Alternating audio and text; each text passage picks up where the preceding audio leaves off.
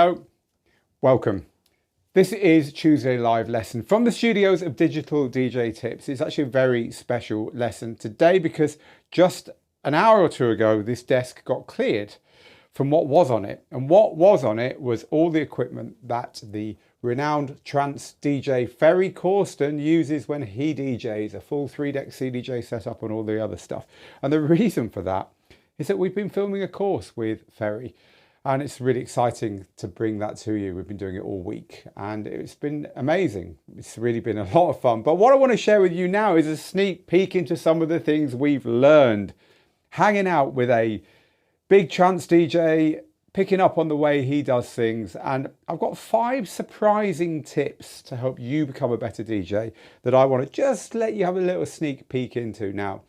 We're not going to show you any of that course, of course, and I'm certainly not going to let you into the detail about what it's about, but I'm going to give you some big overriding things that might just surprise you. So what I'd like you to do, of course, if you're interested in learning more about Ferry Corsten's trance mixing masterclass, there'll be a link underneath this when the evergreen version goes on YouTube and Facebook, where you can click and sign up and learn more about that course.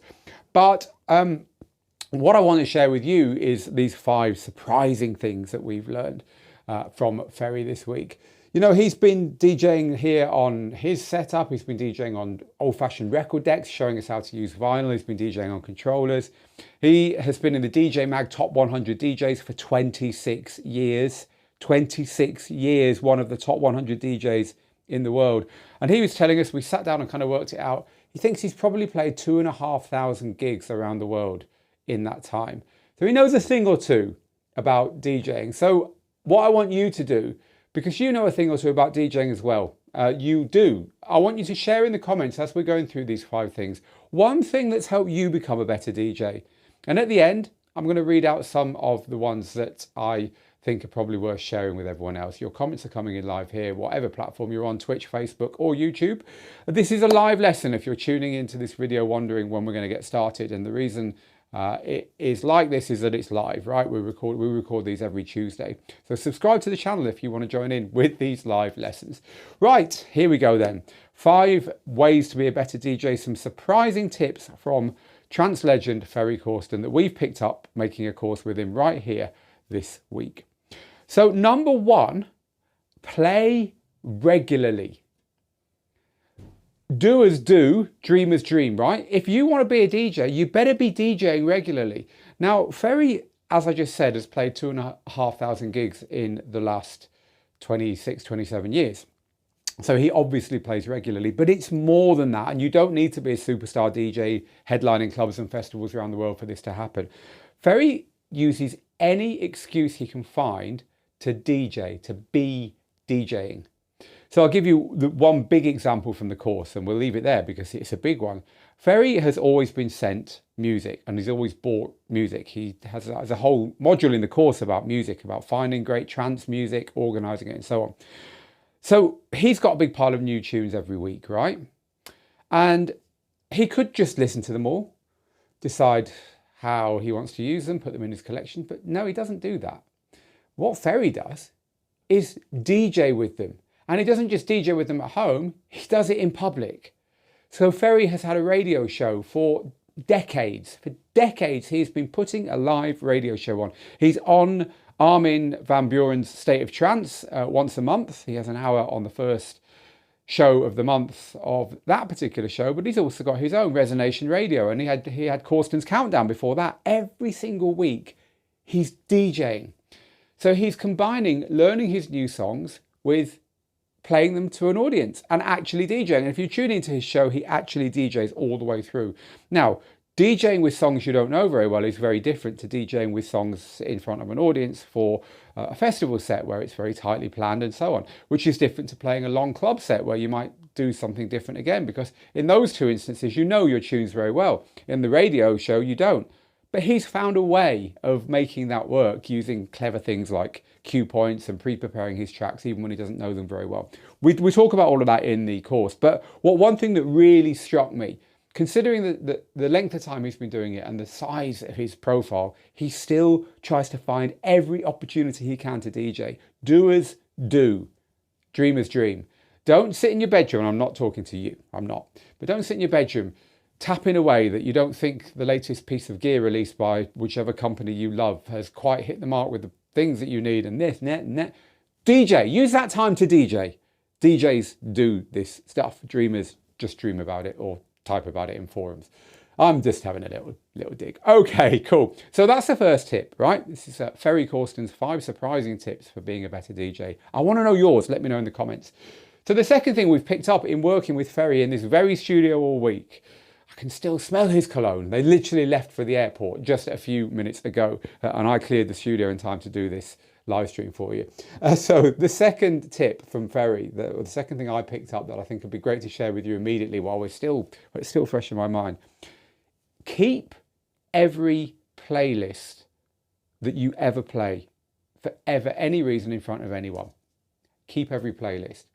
So here's the story. I was watching Ferry when we were looking for songs. He had the CDJs out, and he's got his USB in, and he's flicking through his laptop. Down the left-hand side, he uses record box. Down the left-hand side of his record box, he's got every single DJ set he's played all the way back to the first time he used it. And they're like an extension of his memory. They're like a book he carries around with him with all the memories he can't hold here. And he's flying around. He's like, oh yeah, I did this trick it must have been in the summer of 1999 when Goriella was really big. And I think I also did it I know the set I've got. I've got a set with it in. And he's off. He's looking through the playlists.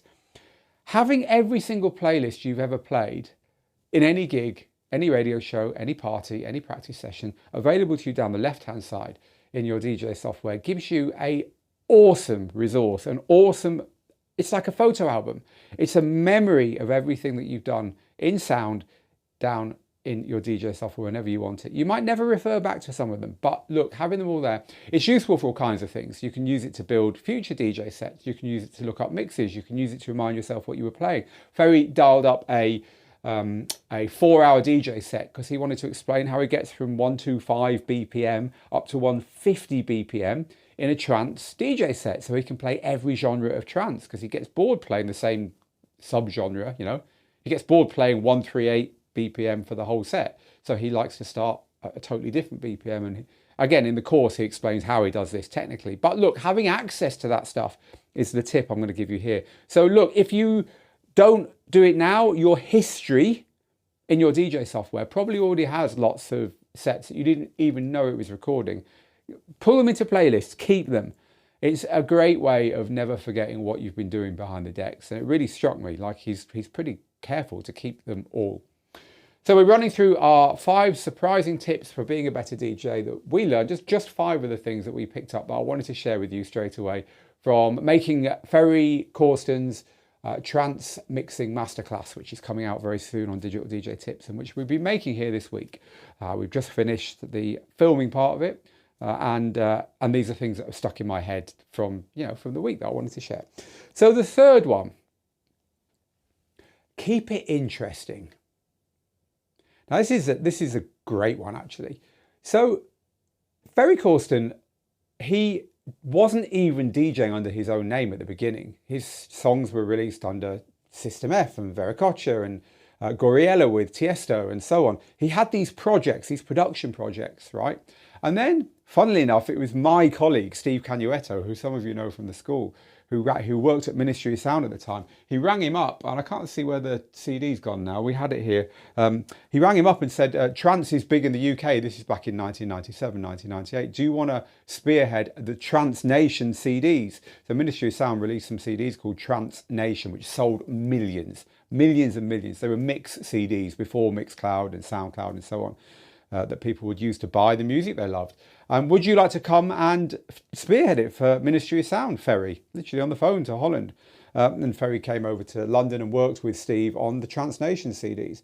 So this is the first time he used his real name.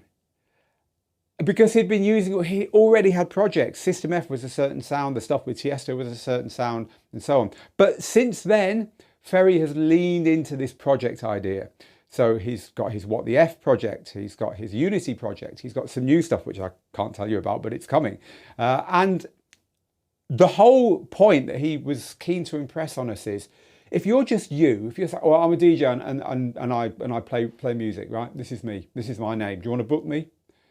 But not only even if you're not chasing bookings, if you're just doing it for fun, it's much more fun to say, okay, I'm going to play new versions of all the tracks I love, and I'm going to call it, Back to the Future or something. This is my Back to the Future set where I play up to the minute versions of songs you all know, or the other way around. I play songs that you don't know that sound just like the ones you do, or I play only my own stuff if you're a producer, or I'm going to, look, what I realised thinking about this is that not only does he do that, so Ferry Corsten rarely goes out just touring or playing DJ sets as himself. He goes out as Ferry Corsten Presents, and then there is a concept. He says it keeps it interesting. It shows the promoters that he's put some work in. He's got something to tour, a bit like a band would have an album to tour, which of course he does as well sometimes. But then I started thinking about it and realised that really it's quite common among the most successful DJs to do this. Another one of our tutors, James Hype, for instance, is currently touring his Sync project. And Sync doesn't refer to the sync button. It refers to the fact that he's programmed a whole system so that everything he does properly, as he's properly DJing on the decks, is reflected in stuff that goes on the screens and on the lights in the club and so on. So there's a sync between the audio and the visuals. So I suddenly realised that this is something that a lot of DJs do. So if you're stuck in your DJing, what project, what concept can you come up with that reflects the music you like, that lets you come at things from a different angle? Resonation Radio, Ferry's radio show, for instance. So Ferry's first radio show, Corsten's Countdown, any of you that know that show will know what I'm about to share, but if you don't, that in itself was a concept. He'd play all the new music that he'd been sent that week that he liked, and then the listeners would vote for the 3 tracks that they liked the most, and then they would carry forward to the next week. And then he'd play those tracks plus all the new ones he'd got, and people would vote and they'd carry forward. So the biggest tracks kind of hung around in the countdown for weeks and weeks, even months. That was a concept. So try and think concepts, and don't be arrogant enough to think that your DJ name is enough for everyone to stay interested in you. It's much more interesting for you and for other people if you've got concepts and ideas behind what you do. So these are tips if you've just joined us. This very studio, which I've just tidied up and got back to how it normally is, was a cacophony of noise and people and stuff going on as we had the production team in here, and Ferry Corsten and me and Steve as well, who was helping to present and direct what was going on. We've just been filming our forthcoming course with Trance megastar Ferry Corsten. It's called Ferry's Trance Mixing Masterclass, and it's coming very soon. We've just been doing it here, and I'm sharing with you 5 surprising tips for your DJing to make you a better DJ that I picked up from being with Ferry for a long time now. He's literally just left. He's been staying with us, staying at the hotel over the road, and we've been working all through the weekend and 12-hour days and all that to get all this stuff done. So I'm enthusiastic about it, and plus it's still in my head. I haven't forgotten it yet, right? So these are 5 tips. So tip number 4 is do what works for you. Now, I think this is very valuable for hobby DJs like us. I'll tell you why. The DJ companies who you buy gear from and who we review gear from, they want you to do things in a certain way.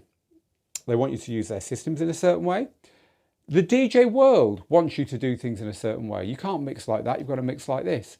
Or, you're using that feature wrong. Use it this way. I'm sure you know what I'm saying, right? There are ways that people stick to, sometimes without even realizing it, that might just be holding them back. And that, I'm talking about you, might just be holding you back. What I noticed about Ferry Corsten's approach to DJing is the ways he does things, and I'm not talking about actually the way he does things on the decks, but the way he approaches the gear and his organization and the way he uses the stuff he's got. Sometimes I'm scratching my head saying, why do you do it that way, Ferry? And he explains it, and it makes sense for him. Now, it might not make sense for you, and that's what I'm trying to get across. What makes sense for you, because it makes sense for you, as long as you're sure why you're doing it and it's helping you, it's fine to stick to it. Let me give you a couple of examples. So, in fact, I'm going to give you 3 examples here. In fact, I've got more than that. I could really give a lot away here. I think I will, because we like to. Look, Ferry does his metadata very differently to a lot of DJs, which is something you'll see in the course. He's got a method for recording where he stores his BPMs and his keys and his titles and stuff that is very different to the way that DJ software encourages you to do it. And he's got a reason for that, which is very interesting to know. But when you first see it, you're like, why do you do it like that? But actually, when he explains it, it makes a lot of sense. So if you've got little metadata tricks, maybe you use the comments field to do something that you've never seen anyone else do, or you like to organize your music inside your software in a certain way, as long as it makes sense for you, and as long as you've listened to how other people do it, just in case there's something you can learn from them, it's fine to carry on. I'll give you another one. Ferry is a producer. He can play piano. He understands music. He knows this stuff. But when it comes to DJing, all he's interested in is the first bass note that kicks in a track. What note is it? What is that actual musical note? Because if he knows that, then he can line it up with the bass note on the track that he's mixing out from. And in trance, that's so important. Where is the column for that in your DJ software? Hint, it doesn't exist. So he's got a way of dealing with that, and on and on. And I noticed so many things. He plans when he's playing a big set, he knows what tracks he's going to play before he gets there. Exactly, down to the track and down to the order. He plans it. And I'm like, Ferry, where's the creativity in that if you're planning it? He's like, well, I forget to play tunes that I know I need to play if I just turn up and play. He's like, I can turn up and play. I used to turn up and play, just anything. And when I go and play a party or back to back with people, of course I don't plan it. But if I'm playing an hour and people have come for me, I better damn well play the stuff they want, the stuff I want to play, the new stuff I need to play, and the other songs that producers have given me that I know. So I have to fit it all together. And I don't want my last song to end after my set time ends, because then the thing I've planned to end my set doesn't happen. And he has all these reasons. And so I'm like, well, where's the creativity if you know what you're going to play? And he's like, watch. And that turned into 3 modules of the course where he shows all the things he does with the ingredients he's chosen to play amazing trance DJ sets, right? So trust me, there's an awful lot of creativity there. But for him, having that order planned is very important, especially for sets where he's maybe only got 45 minutes or an hour at a festival, right? So it's okay to do these things. And I could go on. There's loads and loads of ways that he's unique, but I'm going to leave it there, actually. I'll leave the ones I've got listed in front of me here for the course itself, if you're interested in jumping on board that when it comes. So that's number 4. Do what works for you in your DJing. Be confident enough to do what works for you. It's what makes you you. And that actually brings me on to number 5. And this is it's almost the most profound one, but it's the most simple one of them all, which is be bulletproof. And what do I mean by this? Well, look, Ferry Corsten has been DJing for nearly 3 decades. The genre that he championed back in the late 90s went heavily, seriously out of style. And, it was almost laughed at if you were a trance DJ. Ferry Corsten could have changed tack and been something else, a techno DJ, a house DJ, whatever. But he said, you know what? It just always came back to melody for me. It came back to those big melodies. And I realized that that's where my heart is. My heart is in that music that I've always loved and championed. And in the course, he actually goes back and gives us his inspirations when he was a little boy, the stuff he was listening to. And you can hear so clearly in the music that he loved, the Italo disco music and the European pop music and so on that he was into. You can hear all the influences which were to turn into the music he made right at the start of trance. And he's made some of the biggest trance records ever. So he's had to remain true to himself because he knew in his heart that was true. And of course, now trance is back. Trance is bigger than ever now. It's one of the genres that's currently suddenly in hip and on trend again. But guess who's there ready to take advantage of all that? Guess who's playing 70 gigs this year, headlining the biggest festivals around the world? Ferry Corsten, because he's stuck true to what he does. He's remained bulletproof. And what I mean by the bulletproof thing is he's had to take a lot of criticism over the years, both on behalf of his genre and personally. And so, everything from people who don't understand the music or don't understand what he plays or how he plays, even he was saying down to his record label back in the day. He'd give them a song, they'd release it, it would be huge, and then he'd give them the follow-up and they'd be like, what are you doing to us? Why? We needed something else that was just like the one. And he's like, no, that's not what you're going to get from me. You're going to get what I want to do next. And sticking true to your guns and staying bulletproof. And, it's quite touching because if anyone's got nothing left to prove in the world, it's someone like Ferry. You've been in the DJ magazine, top 100 DJs for 26 years. But he was saying, if you go and read underneath a show or somewhere online where the comments are underneath something you've done, you'll get 500 comments that are saying it's great, and you get one that's saying that's rubbish. And the one that says it's rubbish sticks with you. So you've got to learn to tune that stuff out. You've got to learn to be bulletproof, because if you're not being true to yourself, as Oasis said, you know, you've got to be yourself. You can't be no one else. And I think that's a great approach, and it's certainly kept him fresh and smiling throughout his career. Right, so this has been 5 surprising tips from Ferry Corsten to be a better DJ. Those tips are: play regularly, keep every playlist you make, keep what you're doing interesting, do what works for you, and be bulletproof. I hope you've enjoyed those. We've certainly absolutely loved having him here in the studio. It's been a privilege this week, and I just absolutely can't wait to bring the course to you. Ferry Corsten's Trance Mixing Masterclass is coming very soon. There'll be a link underneath the evergreen version of this very live stream. When you are watching the recording, it will be there on Facebook and YouTube, where you can click and add your name to the interest list and know when that course is available, which will be a few weeks' time from now. But now I want to go to our live chat, because loads and loads of you are in there as ever. It's a privilege for us to have you here talking through these items. And I asked you to tell us what one thing has made you a better DJ. Could be something surprising or strange or something obvious, but I really want to know what's made you a better DJ. So the link is already there in the list, because the team are very, very efficient. So thank you, team. You will already find this in the chat if you want to click that link and learn more about this course. Right, what we're saying: hello regulars, hello locals, hello our team DDJT, Don and Isomatic and Kesha, and to Martin Moore. It has been a while, Martin. It's good to have you back, my friend. Jonathan, to Excess to the Rave Zone. Hello.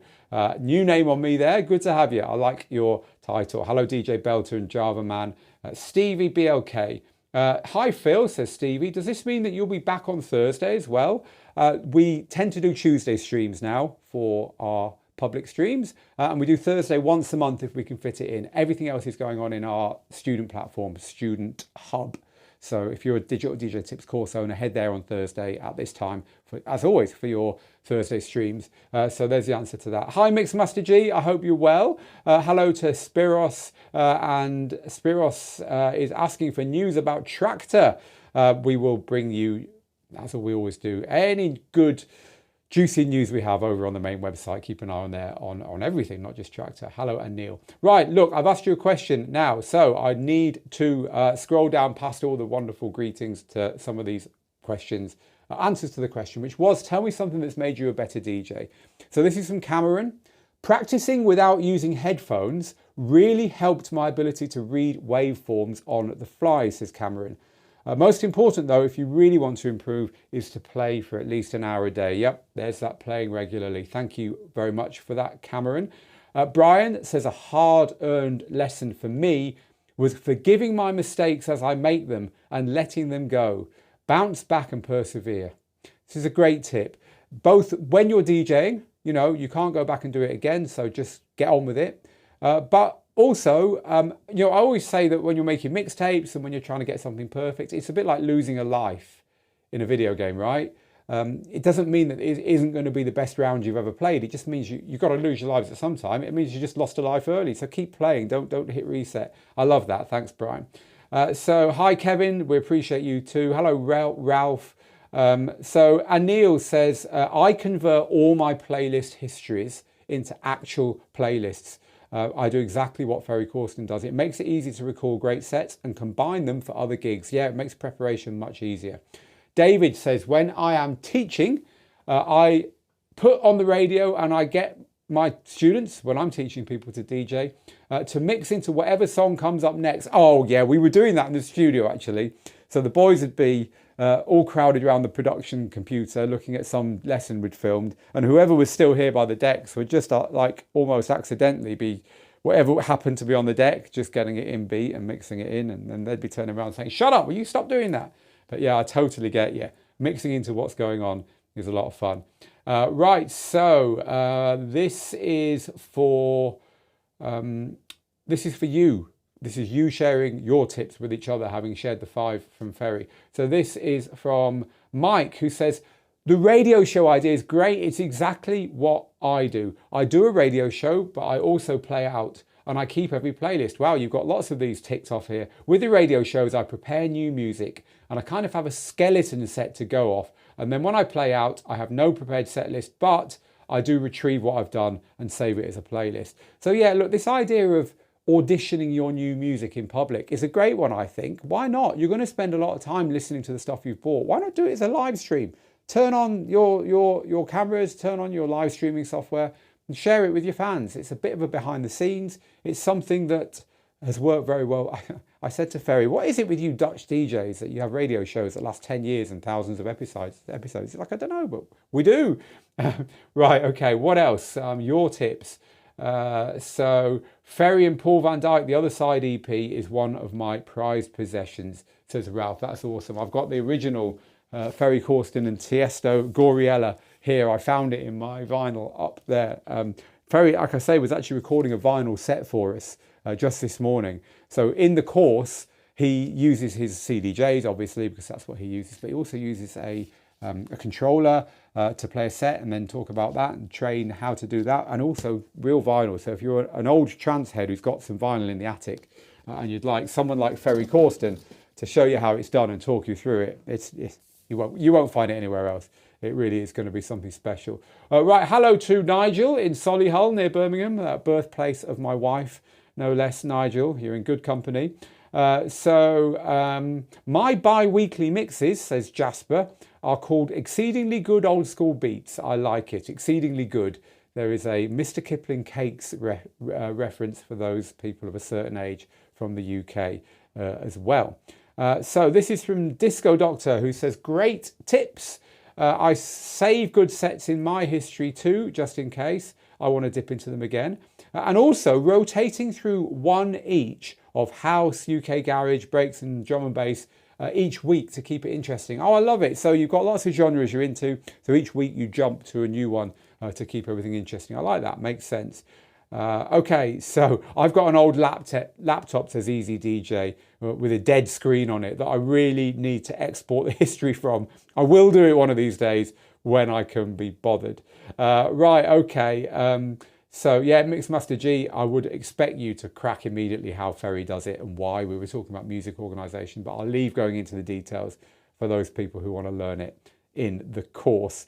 Right, one or two others then before I go.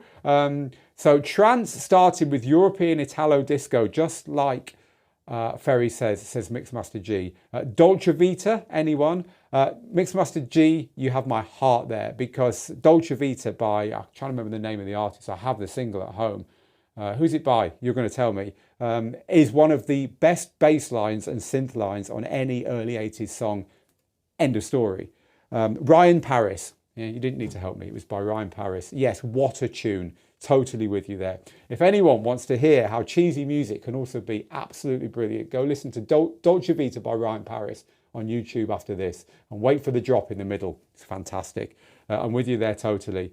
So this is from Joshua on Facebook, who says, Phil, I just want to reiterate point number 1 of just doing it. I had commented on one of the courses earlier because I'm not normally here for these live shows, but I want to tell you here as well, just getting out and DJing has given me the opportunity to, I remember the comment, yeah, Joshua, to DJ my first wedding this weekend. I'm going to check out the venue tomorrow. I'm very excited, but it's all come from just getting out there. DJs who are playing out get booked. DJs often say to us, why can't I get bookings? Why are the people I see around town always the ones getting the bookings? Because they're the ones being booked, because they're out there already. If you get out there in any way, shape or form, even if it's playing to 10 people for nothing, just the once, you will find it leads to something. It just will. So yeah, playing out is so, so important. I love it. Right, I think I'm probably going to leave it there, although there's so many great comments coming in. So many of you talking about old trance music. Yes, N-Trance and Baby D back in the day. I'm with you totally there, Stevie. I always said to myself, do not be afraid to change things up during a set if you can tell the crowd are losing interest. That's a great one, Paul. Yep, have some certified bangers that you can go to. Have a plan B. Always have a plan B for your DJ sets. I love it.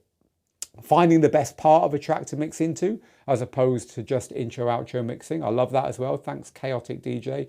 Using loops changed the whole game for me when I got into it, and it's now completely integral to the way I mix. Thank you for that, DJ Doctor. Deanne says everyone can be a DJ nowadays, but doesn't matter whether you're vinyl or digital, it's how you present the music. The transitions, they don't need to be harmonic all the time. That can get boring. You literally read something that Ferry teaches in the course there, Deanne, because of course he does mix in key, but not always. And he teaches you how, when and why to break those rules. It's all about the journey and the goosebumps and leaving the venue buzzing. Doesn't matter what gear you're using. I'm totally with you there, Deanne.